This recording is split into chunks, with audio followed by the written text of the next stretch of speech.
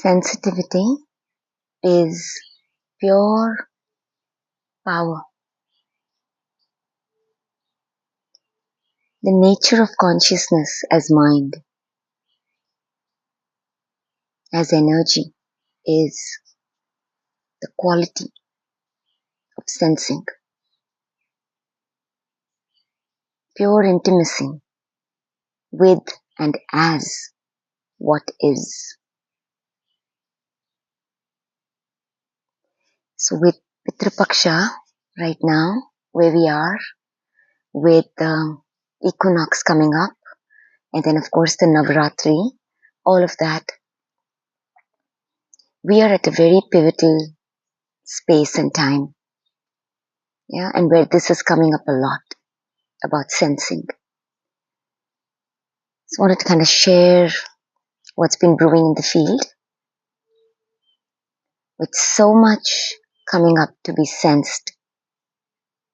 And this is in response especially to the question that came up that there are so many emotions, right? That the nature of mind as energy, sensing quality is emotion, energy in motion. Consciousness as mind, Shiva as Shakti, to be able is pure experiencing, sensing of what is, intimate. But there are ways in which, when consciousness, that which we are, streams itself, experiencing this, states of consciousness, the Kali Yuga, the Dwapar Yuga, we hold different narratives and understanding. And of course, all is simply phenomena. To begin with, to know that consciousness is all there is. And consciousness is conscious. So every state, every experience, wherever we find ourselves, whether the thinking mind, who we believe we are as a separate person, is aware of it or not, wherever we are consciousness, and it's a conscious choice. This is how, as consciousness, like the sun, unique, like its rays, we can think of it that way, the rays. We're uniquely experiencing, consciousness is uniquely experiencing itself as a living story.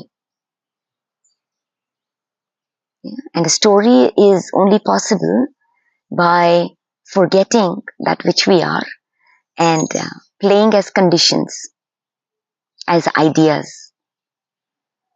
That allows for the story. So, when we come in, I want to start covering a couple different ways to look at this depending on the context and the state of consciousness, right? The lens through which we see. So I'm going to start with what we are very familiar with, right? Kali Yuga and Dwapar Yuga. So in Dwapar Yuga, when we come in. So if you look at young children, when we look at young children and we come in even as young children, we're so sensitive. Right? We can sense more. We can know more. That is really pure power. But the way the phenomena is set up is that when we come in, consciousness to experience itself, first of all, our pure nature cannot be spoken about. We can probably just point to it with words saying it's silent, it's still, it's nothing, right? Because it has no attributes. But it's like the subtle, it's so fluid. One way to even put it, right? It's like so, even at the manifest level, that's the feminine, which is just fluid. It doesn't have a shape. In order to experience itself at this level of form, that we're looking at things as if they're static, that we name, like even the body, all of this, the whole arising of this experience.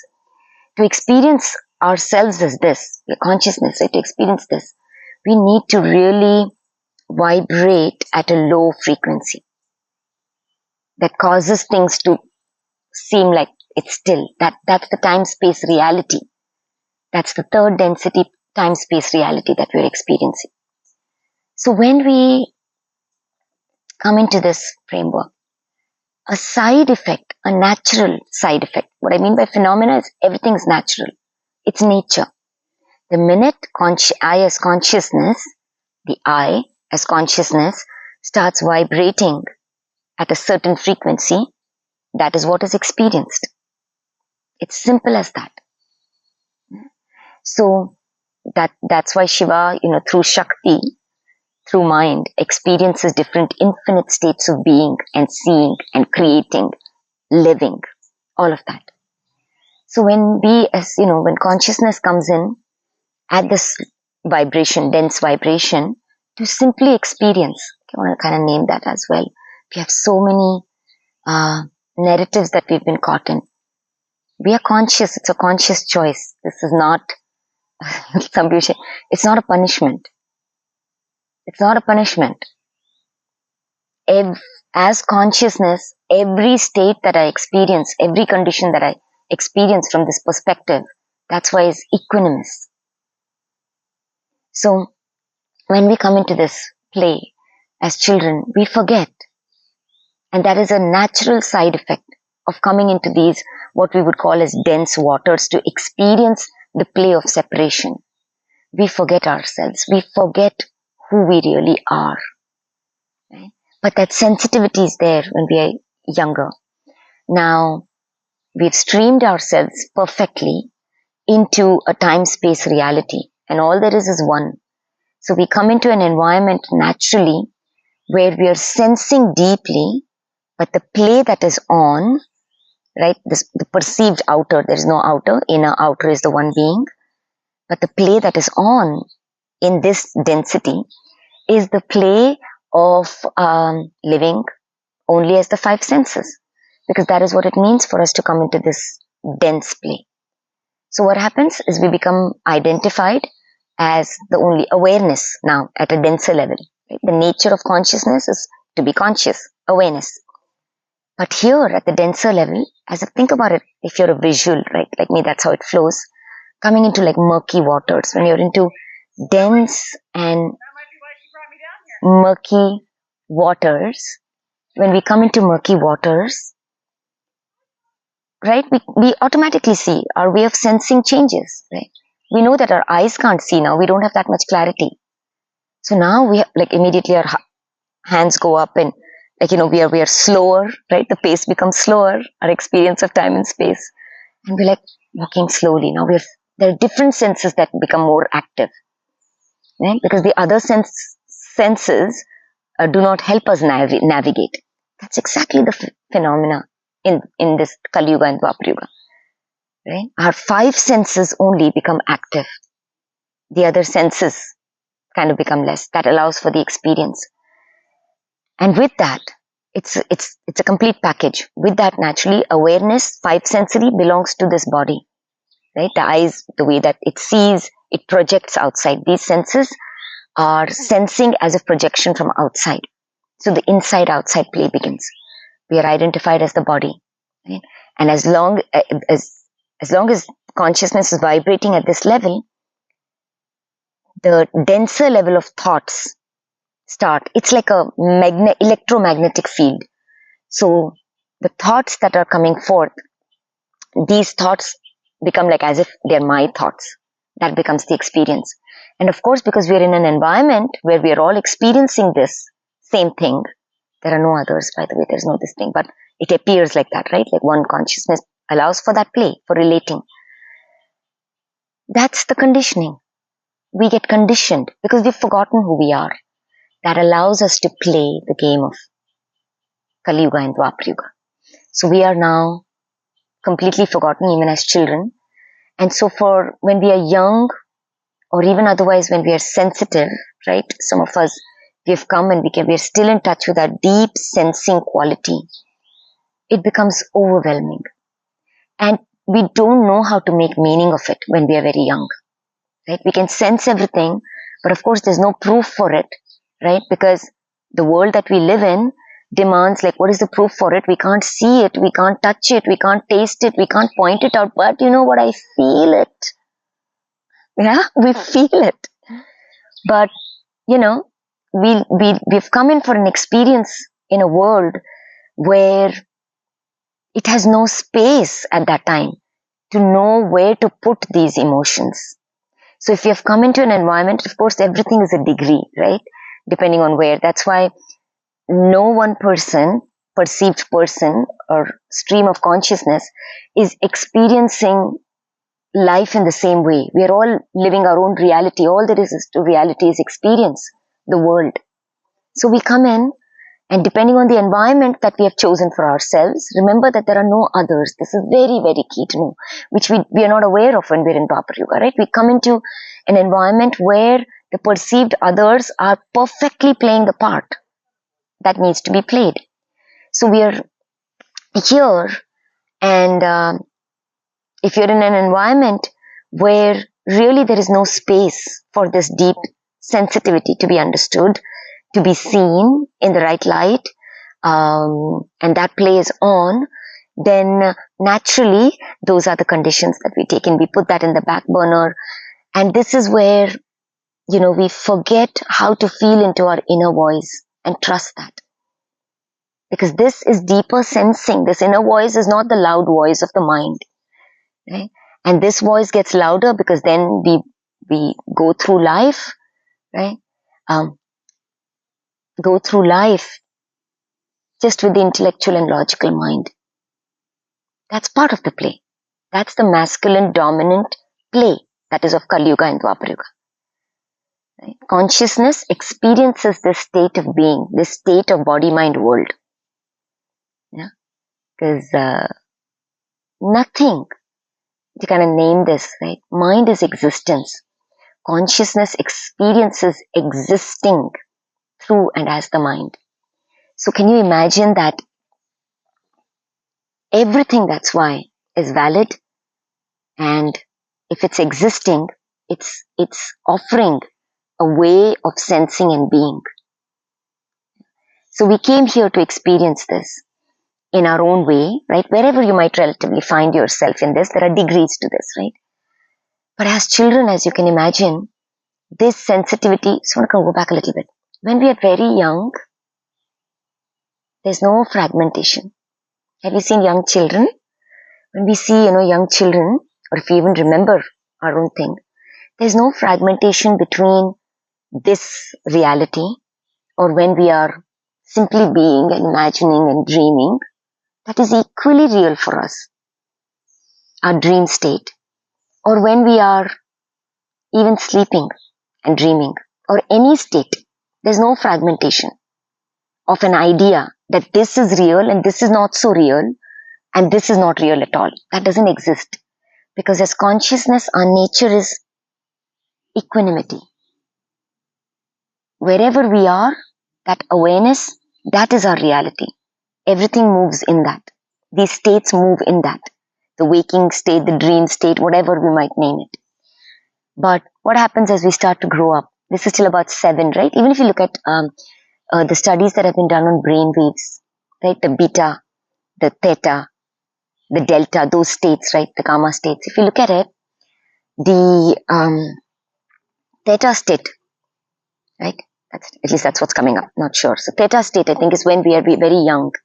That's the state when we are fluid. We're fluid with what is. Right?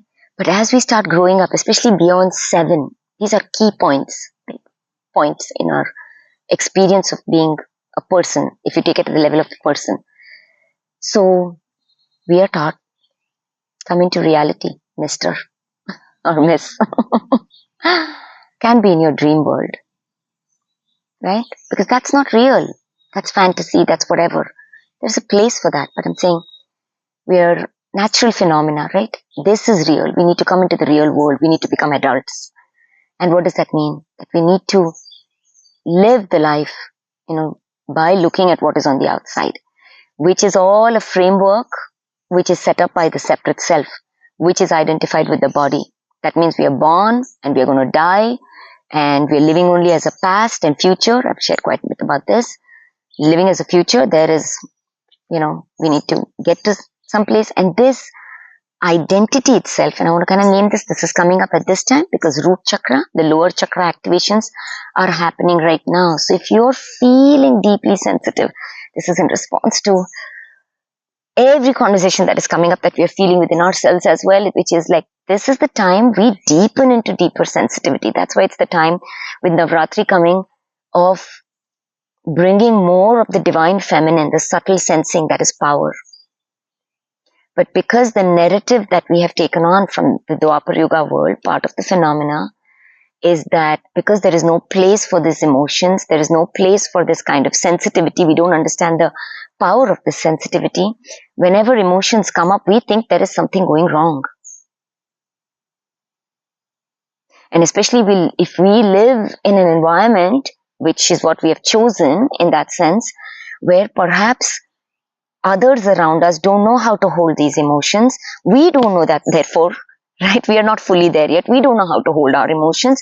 We don't know where to place it. The only thing, this is simply mechanism. Okay, there's no, I want to name that, there is no separate person doing anything. Because that's another narrative that comes up, I do. There is no I. This person is an idea. And language can be so tough. That's why, because when it comes across, still comes across as an I. So hold that loosely. There is no separate person. It's just appearing to happen within us. That which is our nature, there's no happening. It's timeless. But it appears to happen. So when these emotions come up, this is the inspiration for this video, really. Kind of really sense that you are in, when you are sensitive, when emotions are coming up, be aware, because you are at that point the most powerful. And this is so contradicting, so paradoxical to what we are familiar with in our Kali Yuga and Dwapar Yuga state of mind, right? Because when emotions are coming up, when life seems chaotic, when there are things that are changing, things are in a flux, we think things are going wrong. Naturally so, right? Why? I want to just point out, because the root is everything, right? The root is everything. And the intention of every video is only one thing. Trust and go within. Let this, every video of mine, let this be the last one that you see. Because it's you. Go within. You are already that. You will know it in your own way, in the best way than what anybody else can offer you, right? This is an inspiration, just sharing the story of how this being perceives it. This lens. It's flowing through this lens. That's all. So, whenever there is flux, okay, the number of conversations that we've been having about how this is coming up, right? Emotions, and we have all these labels for them, right? Guilt, this, that, everything. Hold that in the right place. Honor it. Value it, whatever that's coming up. But to hold it in the right context, very important. So for the Dwapar Yuga state of mind that we have lived, the life that we have lived, whenever we are in a flux, naturally, in and as Dwapar Yuga, naturally comfort zone, safety, security is needed. That is why we, even in time, anything that we do is to secure our future, right? That's the framework within we live. Why? Because the phenomena is only of a past and future. At that level, we are moving as a doer. So we are moving as linear time, as concepts. We are not present because there is no present, so that we are not aware. So what happens? Naturally, comfort zone, security, safety, that steadiness at the level of the body is needed. And when there is chaos and I don't know what to do, things are changing in my life, everything is crumbling, our immediate reaction is to try and control it. We want to come back, right? But the truth of it is, and this is the key, this is the key. When we are deeply sensing, that is only because, At the level of consciousness, we are already at the ascended state of consciousness. So it's exactly the opposite.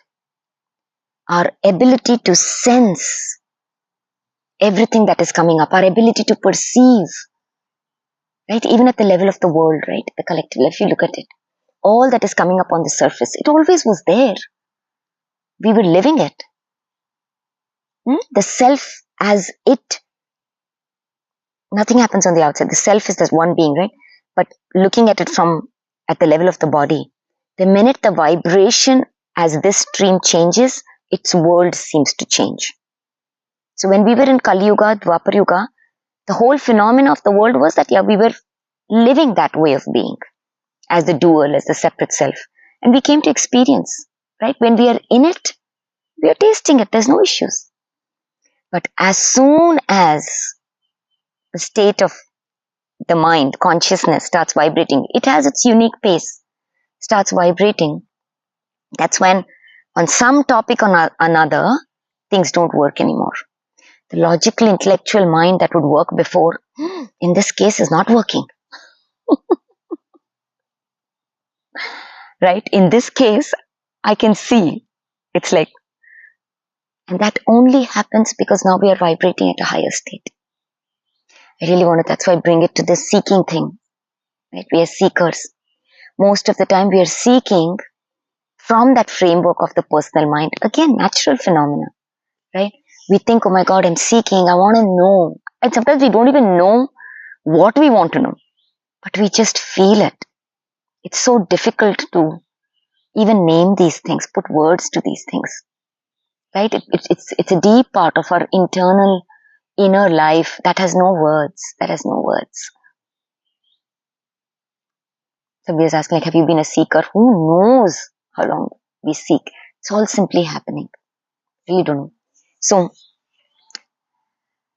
to the seekers as well, right? So it's like when we are seeking for whatever it is, we can't even name that we are seeking, or we feel, right? For me, it was always the sense there's more and I don't see it. There's more to this, it's not this, that kind of a feeling. And then,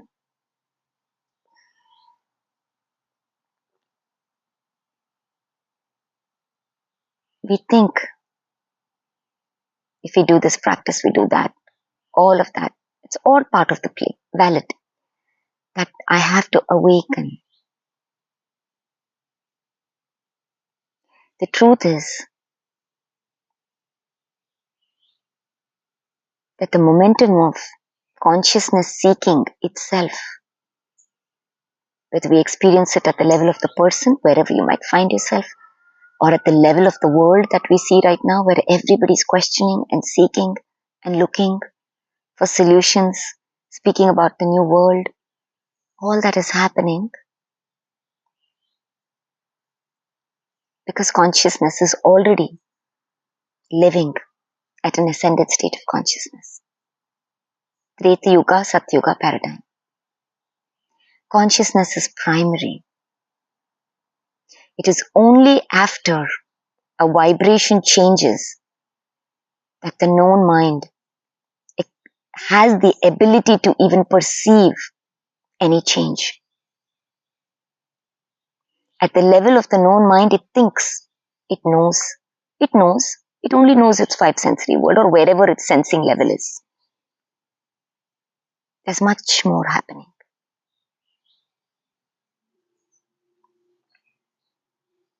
So the seeking mind is already awake. And that is what it means by that which you seek is seeking you, is actually experiencing seeking you. The soul or the source, if you want to go back, whatever these words are, is living. Source is experiencing itself as living as a person, as a separate self, so uniquely as that story. And it's awakening now, experientially. as a soul.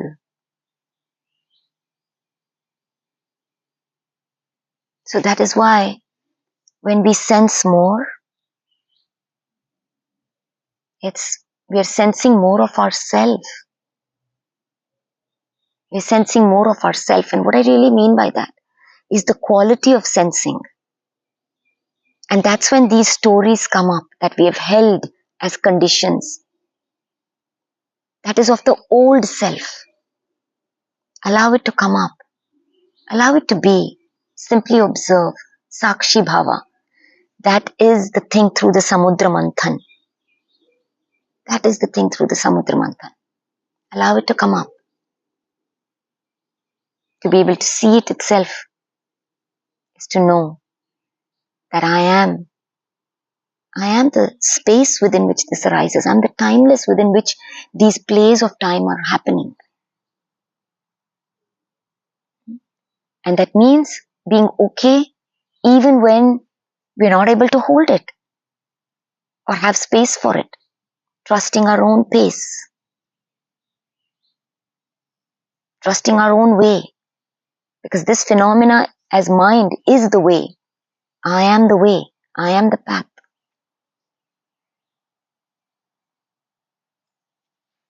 Very key. Very key. So you are actually your most powerful self.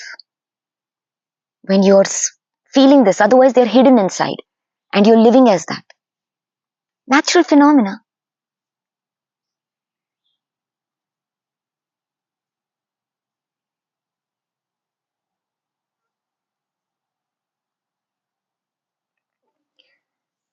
If I take it to the level of, if you look at the conscious mind, subconscious mind, and unconscious mind. The conscious mind that we think, right, as a person, we think that this is conscious, naturally, right? My eyes open, I'm more conscious here with a thinking mind. I think I can consciously think because thought. So I see the daytime, I can move with ease in my world. So naturally this has been labeled as a conscious mind. And that which is just below the surface, right, is the subconscious mind. That gets fragmented that way, right? If you look at the bodies, that's why they're more Annamaya Kosha, and the gross body is what we are very familiar with. Something happens here, okay, I can see, I can touch, I can feel, I can know, so I work only at this level. Subtle body is the inner emotional body, mental body, right? That is deeper. So as we start sensing, we are actually getting in touch with our deeper self, with the emotion, our emotional body, and what it has held, right, of this play. And that naturally comes up when we get deeper in touch with, there is no we. Okay, whenever I use that because of the language, I tell you really, there's no separate person doing this. It's just happening. It's consciousness when I say we and I.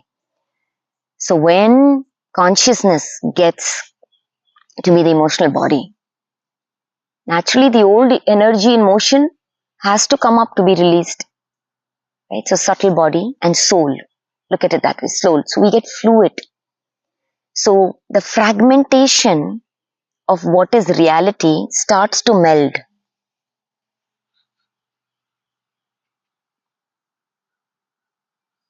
At this space, when our set point, right, there's a set point always where we are sitting. So the set point from the known conscious mind moves into the subconscious soul body, right?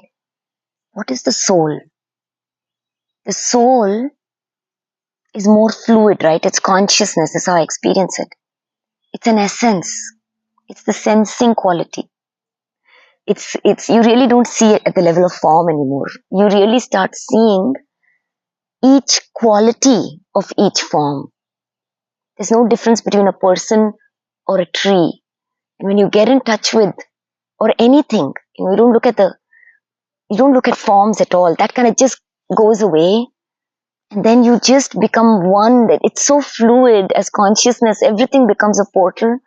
And you're sensing, you can become anything and anybody. You can deeply sense, right? That's the psychic quality. That's actually called, that's the psychic quality. That's a nature. That's a natural nature. Right? We can deeply sense, we can feel like fluid, like water. We can feel what another is feeling, not as a separate person like they are feeling it, because we are one. Right? That's why this is soul is the heart open. I can feel what you feel because innately we are one. That is the thing of compassion. Right? There's discernment there. And discernment also, wisdom arises from there to know how to be truly there.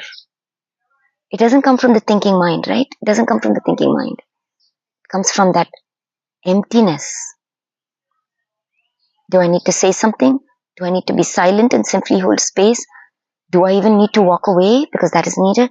That doesn't come from the guesswork of the thinking mind. It comes from that fluid space, right? So no matter what the action looks like, it is only in service of that. I want you to get to feel into this, right? This soul space, therefore, it's not your subconscious and my subconscious. The more and more we get into subconsciousness, that is the feeling of oneness. Oneness is not like this, like in the five senses to see oneness. All this is not going to merge in that sense. Unless, of course, your senses start reflecting your inner state, right? That's a kind of siddhi. But I'm saying that at the five senses, you just see this. This is part of the play. This allows me to play with myself in separation. That's the joy for consciousness. The inner understanding is I'm only playing with myself. Right? There is no other. Right? Different states of consciousness on. So whatever flows through, it's simply happening. Oneness is this. That's why when our heart opens and when we are as soul, we can relate. It's love. This is the love that surpasses all understanding. Understanding of what? The intellectual mind, right? Only at the level of intellectual mind, when we are in that Kali Yuga, the Dwapar Yuga, we cannot, because that's the play. We're completely playing the game in that moment of that separate self. To taste that. So when consciousness expands, it's only then sensing capacity, capability, Shakti is the ability to sense. That's the wisdom of the feminine. That's the wisdom of the feminine. Basically what feminine and masculine means, feminine is the sensing capability. That's why at the level of the body we say, come in the body. Sense. Awareness. More awareness, we can feel the body moves. Right? And the more the sensing capability beyond the body, we can sense the whole body of being moving. That's the joy of living as the world. Wherever I am.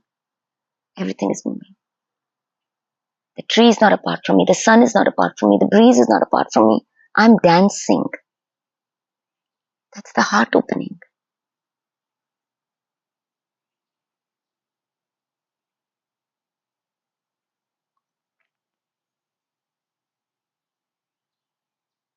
That's a oneness. That's not a weakness. That is pure power.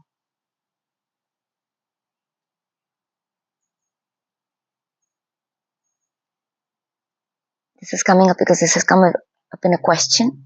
Respond that. When we are identified as a separate self, we've heard things like sensitivity in the context as if I'm fragile. That naturally happens when at the level of consciousness, we are deeply sensitive. That's power, right? The feminine. We are in touch with that. But the intellectual idea of that which we are is at the level of the person.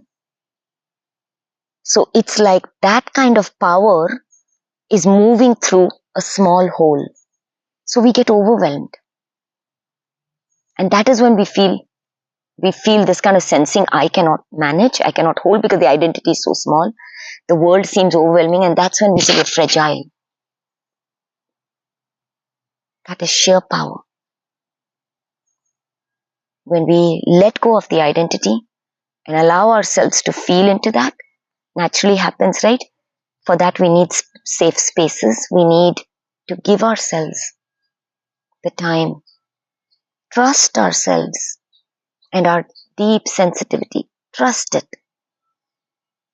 in our own way. Then we can really do that. Because that's what we've come here for. That's the power. Being allows for seeing. Being allows for relating. And that therefore being allows for creating of this world. The world is not apart from us. When we take a stance for ourselves and we do this, our world experience changes. Our world changes. Nothing has really changed on the outside. There's no outside.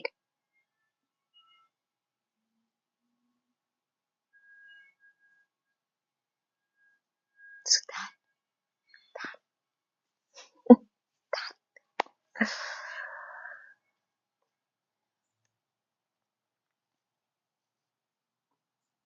it's pure power to be able to sense. So when this was not understood in the Dwapar Yuga state of mind, and that's why whenever I speak, that's why even if I say others or if it in the words, right? Because it's our language is set in duality. So whenever I always say there's no other, it's only the state of mind. This is absolute responsibility. I experience my world based on the state of mind that I am. If I'm vibrating at that, that is how my ability to see my world and see will be. So when I see myself as stuck, struggling, that's my interpretation, as if I'm alone, right? We feel lonely. If that is this thing is the separate self, that is what I'll project into my world. My world will be like, my God, everybody's feeling lonely, everybody's feeling alone, everybody's feeling stuck, everybody's suffering, struggling. The lens that is the vibration of the state of mind is what is living. Whether it's in the inner self, whether we see it or not, or it's projected outside, it's one and the same. So that's why the direct path, know thyself, know thy mind. When we come into our own deep sensing, when we sense into it and we come, this is natural phenomena, right? When we are done tasting with the other one, we are done tasting, consciousness naturally moves. That's why I allow for the tasting of everything. Everything is simply experience. Everything is simply mind that allows for experience. That which we are is not this ever changing. That's where the non-dual and the duality thing meet. Right? That which we are, that we cannot even speak about, that allows for this. That is the true power beyond tangibility.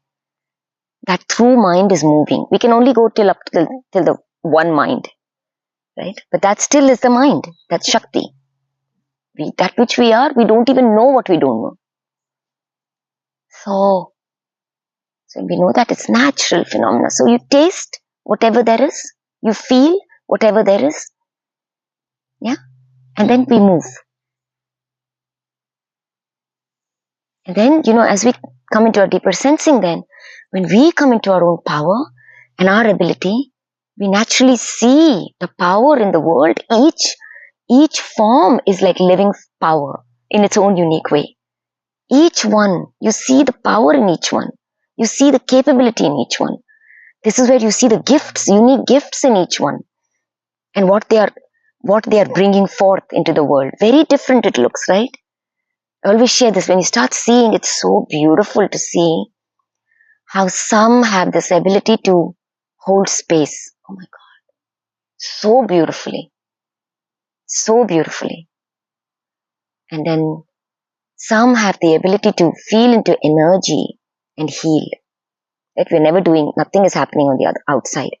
But that's the way that it's experienced at this level. There are levels. I'm speaking at, there's a personal level and then there's a collective level. When we wake up to that, we really see that. Then beyond that, we really realize there's only this one self, in the sense that we're not really doing anything to anybody. Nobody's healing anybody. Okay, nobody's even speaking to anybody. There's one being speaking, all of that. But the collective level, the joy of that relating then, you really see consciousness as moving. These are like archetypes. You really see the sensitivity. You really see that how it's doing some. You see the warrior spirit. You see, for me, like, I can really say what in this moment, everything is timeless. When only speak in this moment.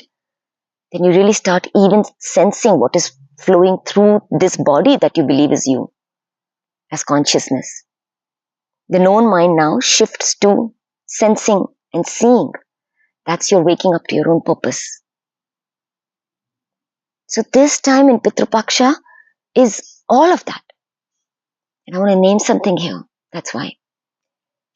If you look at it astrologically, Jupiter, Guru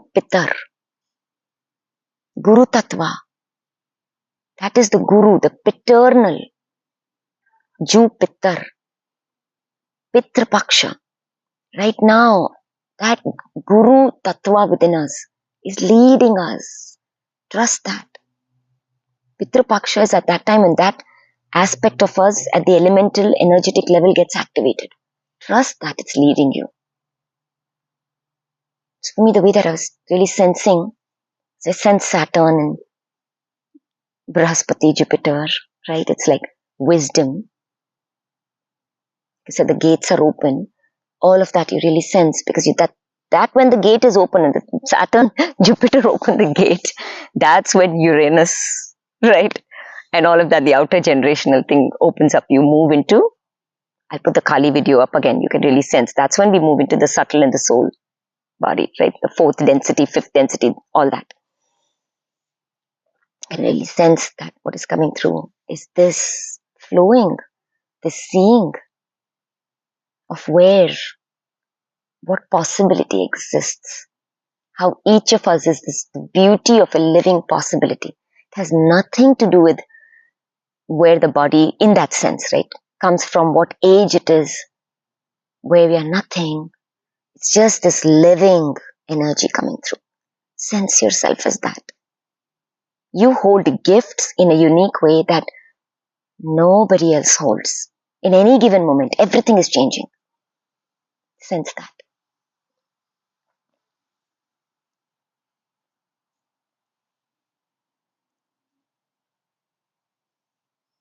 At the level of conscious, subconscious, and unconscious,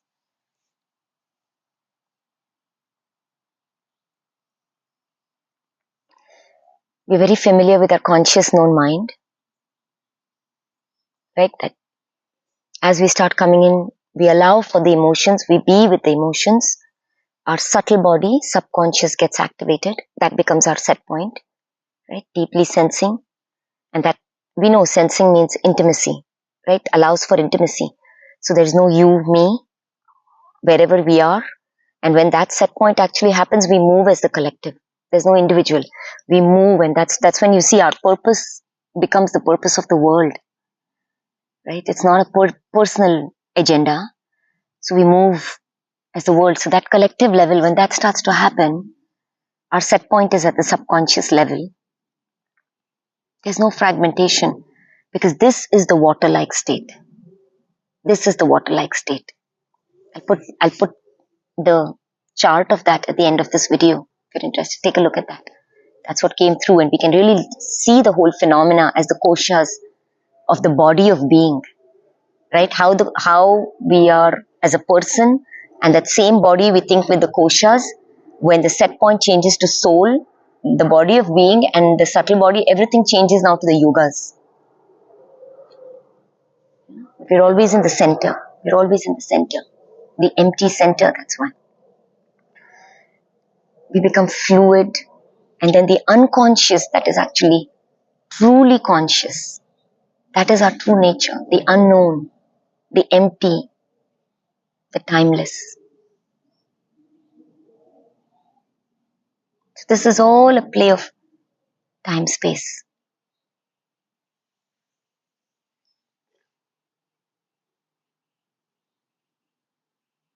And at the end of it again, The only thing that is needed is that which we already are. Be aware, be present, be fully present to where you are, what is, and know that that is enough. Know that that is enough.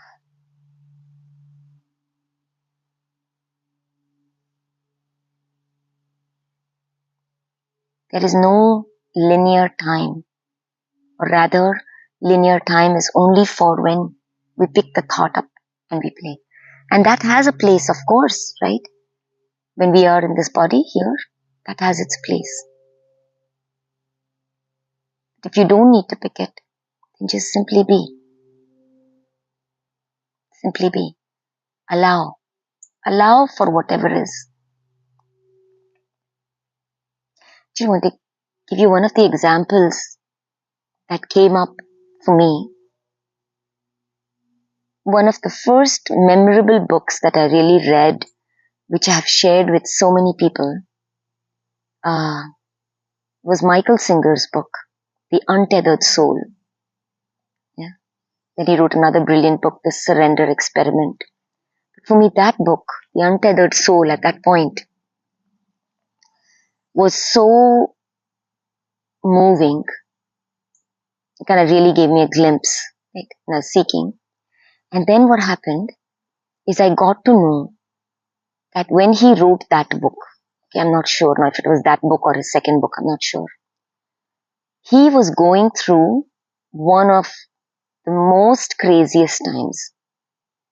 I think he was being sued or something. I don't remember the details, whatever that is. But it was a tough time. Yeah. Through that, he wrote that book.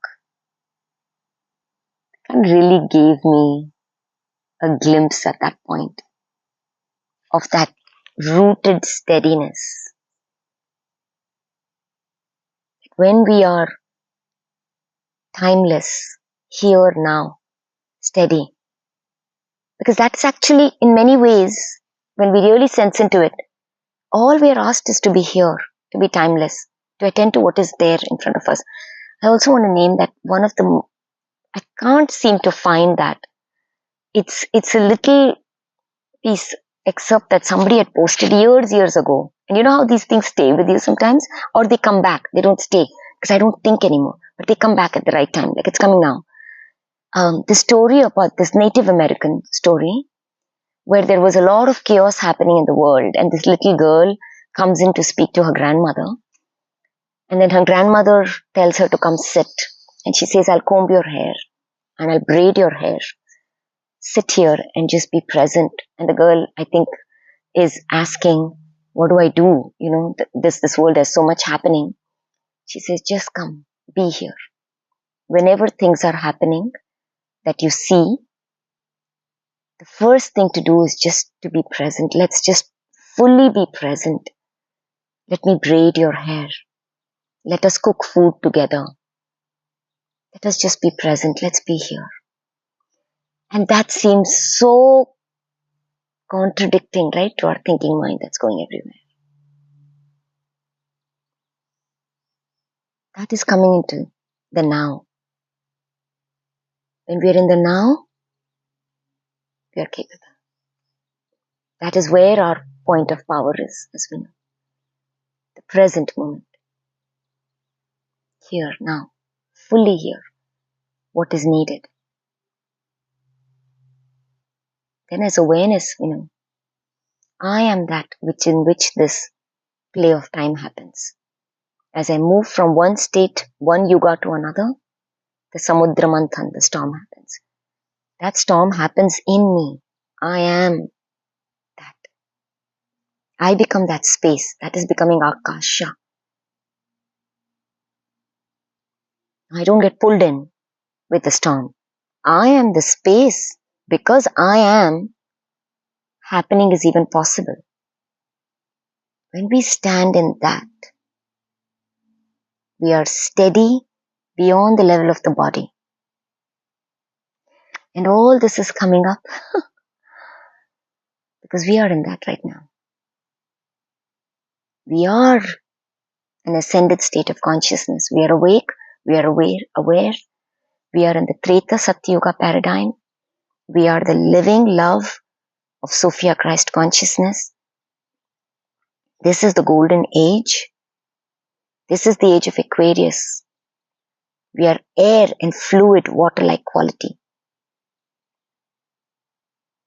Beyond any kind of knowing, there is the knowing as awareness. That I am one, the non-dual.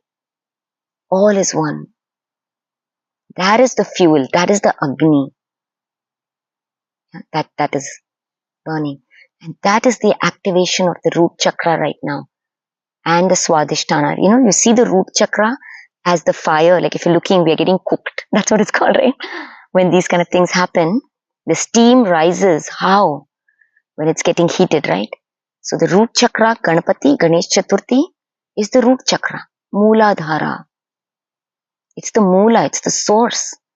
When it opens up from its old identity as the separate self, it heats up the waters in the Swadhisthana. Swadhisthana is the water element. Right? And that lights up the Manipura. Manipura is the unique expression. Allow for the sensing to come up. This is all chakra view, the chakra view. This is a Mahabharata phase of the chakra. In that, it's taught how to kind of step out of that. That's the Dwapar Yuga play. Standing in the center. What is in the center of the upper three chakras, lower three chakras is the heart. Stay in the now. Stay in the heart. Allow this to be open.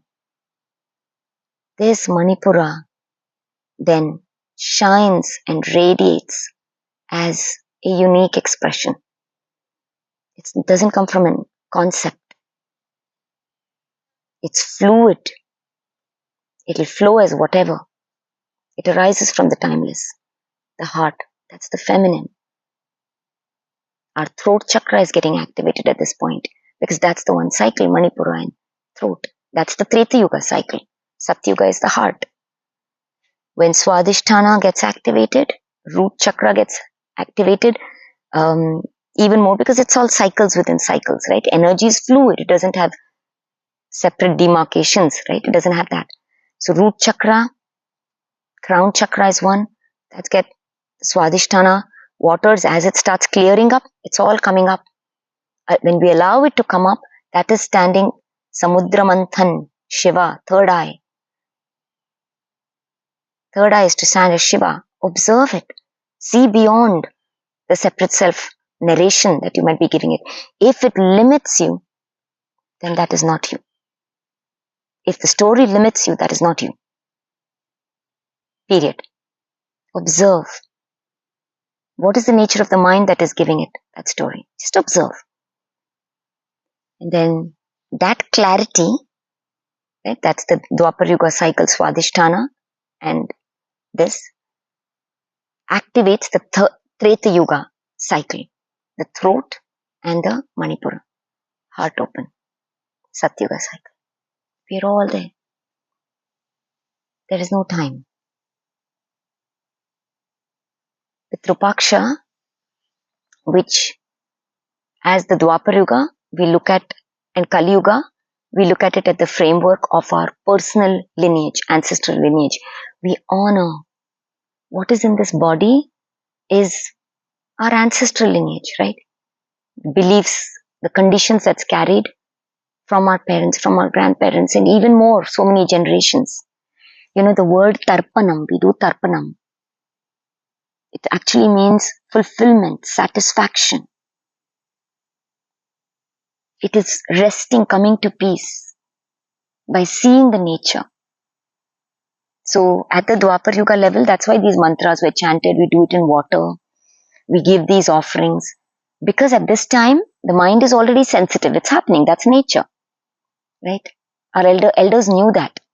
So when you come into water and you do this, your ability to sense is more, right? Because the doer needs to do. So we do all of this, everything, and then we put to peace those parts that we feed it. We come into satisfaction. See, the leap truly can only be made when we know we are whole, when we know we are full, that we are wholeness itself. content. As long as there is any kind of an incompletion within us, discontent within us, that will pull us. And that also is beautiful because all of phenomena is set perfectly. That's what Maya reminds us. Don't think Maya is taking you away. Maya is also reminding you, but through experience, which is fine. Right? So when we come here, when we know we are content, we know the play is happening within us, then we are steady. Right?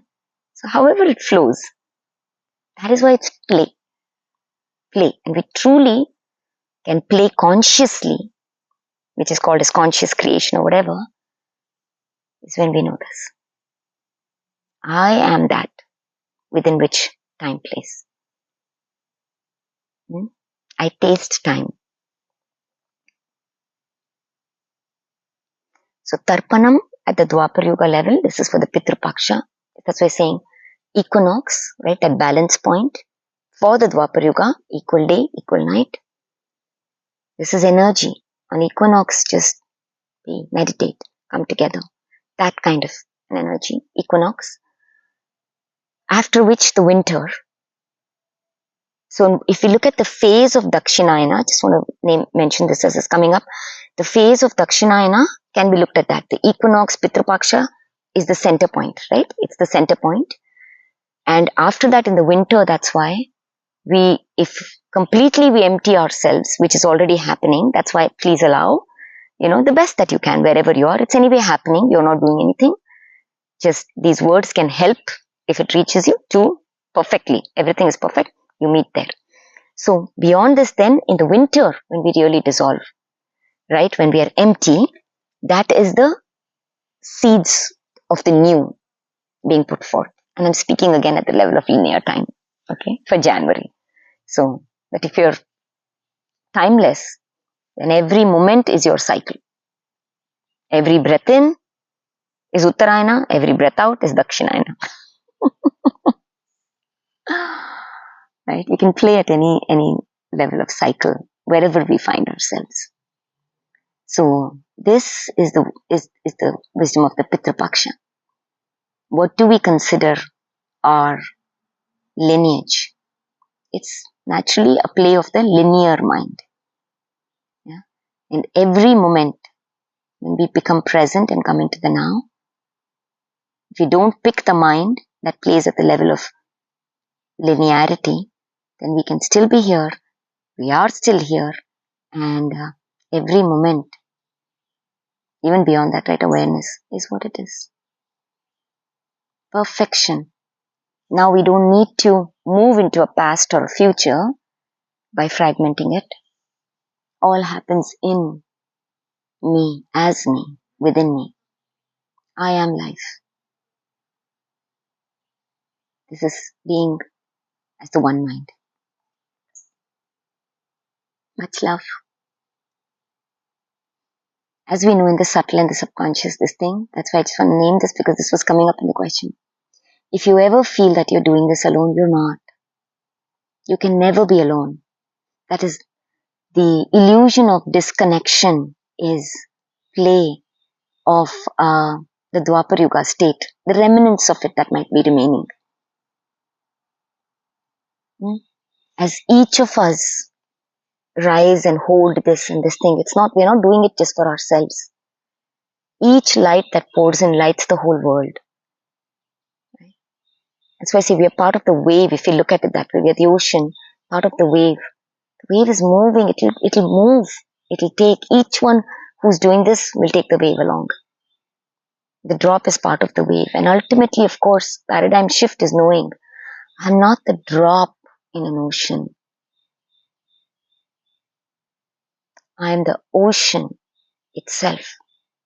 The drop that I see, yatha pinde tatha brahmande.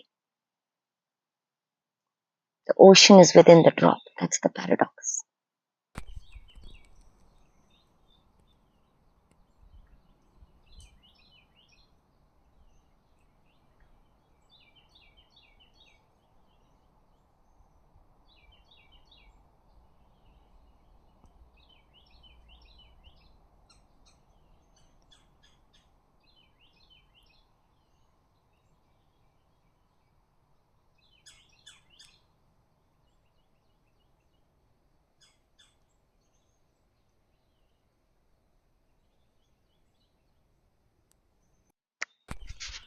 to playing this, to playing and celebrating an awakened body, mind, world. Much love. Beautiful day.